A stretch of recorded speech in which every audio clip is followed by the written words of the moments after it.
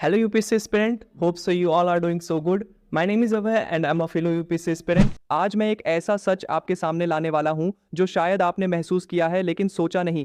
BJP just changed the map of Delhi. How illegal settlements shaped Delhi's collapse.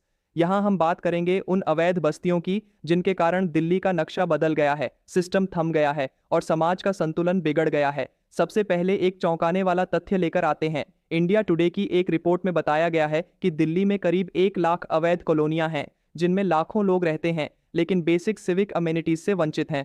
First point, planning system में भेदभाव. UPSC के perspective से देखें तो सही अर्बन प्लानिंग की टीम तैयार होती है लेकिन जब पॉलिटिक्स हाथ में आती है तो इलेक्टेबिलिटी और वोट बैंक पर नजर जाती है.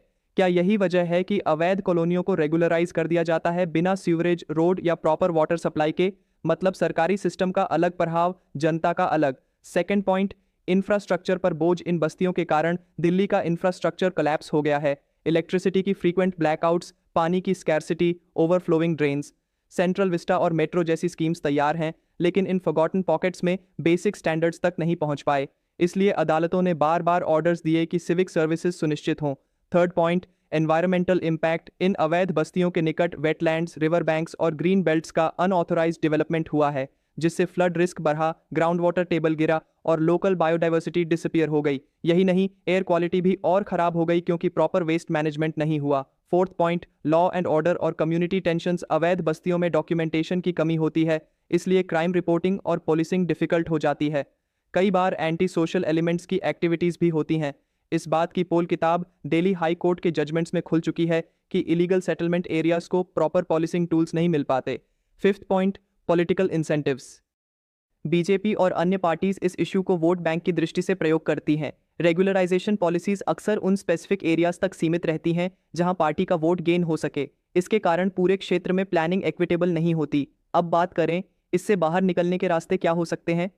फर्स्ट, ट्रांसपेरेंट अर्बन पॉलिसी बनाए. यूपीएससी की तरह मेरिट बेस्ड डिस्ट्रिक्ट प्लानिंग की तरह सिविक प्लानिंग भी होना चाहिए. इलीगल सेटलमेंट को हटाने से पहले रिहेबिलिटेट करें, उन्हें डॉक्यूमेंटेशन दें और फेज्ड इंफ्रास्ट्रक्चर उन्नयन करें. सेकंड, एनवायरमेंटल सेफगार्ड्स लागू करें. दिल्ली पोल्यूशन की सीमा रोज पार हो रही है इसलिए वेटलैंड्स और ग्रीन बेल्ट्स को रिकवर करें. स्ट्रिक्ट जोनिंग रूल्स लगाएं और कम्युनिटी इन्वॉल्वमेंट बढ़ाएं. थर्ड, सिविक सर्विसेज डिसेंट्रलाइज हों. लोकल वार्ड कमिटीज को एम्पावर करना होगा ताकि ग्रीवेंसेस फास्ट एड्रेस हो सकें और बॉटम अप गवर्नेंस सक्षम हो. फोर्थ, पॉलिटिकल अकाउंटेबिलिटी जरूरी है. एमपीज और एमएलएस को जनहित के काम के लिए स्कोर कार्ड पर माना जाना चाहिए. सुप्रीम कोर्ट और हाई कोर्ट ने कई बार म्यूनिसिपल बॉडीज को दिशा दी है, इन पहलुओं को लागू करना चाहिए.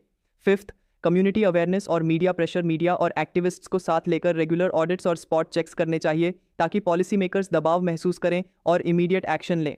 अब एक सरप्राइजिंग फैक्ट, वर्ल्ड बैंक ने एक रिसर्च स्टेटमेंट में कहा है कि जब इलीगल सेटलमेंट्स को प्रॉपर लीगल स्टेटस और बेसिक अमेनिटीज दिए जाते हैं तो अर्बन प्रोडक्टिविटी एवरेज कुल 9% तक बढ़ जाती है. यानी यही रिफॉर्म गरीबों और शहर दोनों के लिए बेनिफिशियल होता है. जैसा कि शुरू में कहा गया था, दिल्ली का नक्शा सिर्फ इमारतों से नहीं बदलता बल्कि इनविजिबल पॉलिटिकल और एडमिनिस्ट्रेटिव डिसीजन से शेप होता है. आउटरो में हम एक कोट के साथ खत्म करते हैं.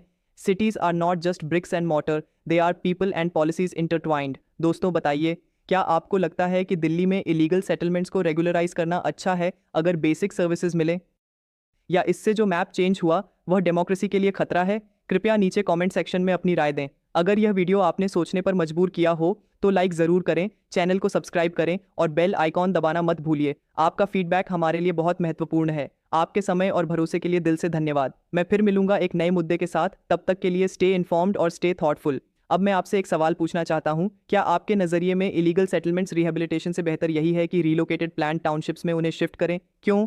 आपके विचारों का इंतजार रहेगा. जय हिंद.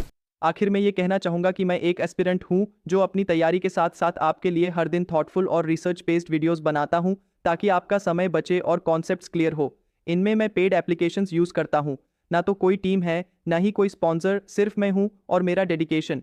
हर दिन वीडियो बनाना मुश्किल होता है लेकिन आपकी लर्निंग के लिए मैं लगातार मेहनत करता हूँ. अगर आपको लगता है कि ये एफर्ट आपकी प्रिपरेशन या नॉलेज को एनरिच करता है तो प्लीज़ यूपीआई स्कैन करके सपोर्ट जरूर कीजिए. आपका छोटा सा कंट्रीब्यूशन मेरे लिए सिर्फ फाइनेंशियल हेल्प नहीं बल्कि मोटिवेशन भी होगा. आपका ये सपोर्ट ही इस इनिशिएटिव को कंटिन्यू रख पाएगा. and at the same time it will also help me keep creating high quality videos for you. So हम अपने इस वीडियो को यहीं पे कंक्लूड करते हैं. आपका सपोर्ट, आपका शेयर मेरे लिए फ्यूल का काम करेगा इस जर्नी में. मैं उतनी मेहनत, उतनी एफर्ट और लगा पाऊंगा. सो प्लीज आप इस वीडियो को जरूर शेयर करना. Comment down if you have any query, share this video. Thank you so much. तो अब मिलते हैं अपने अगले वीडियो में. Till then, work hard, stay healthy and keep studying. I am Abhay, signing off. जय श्री कृष्णा.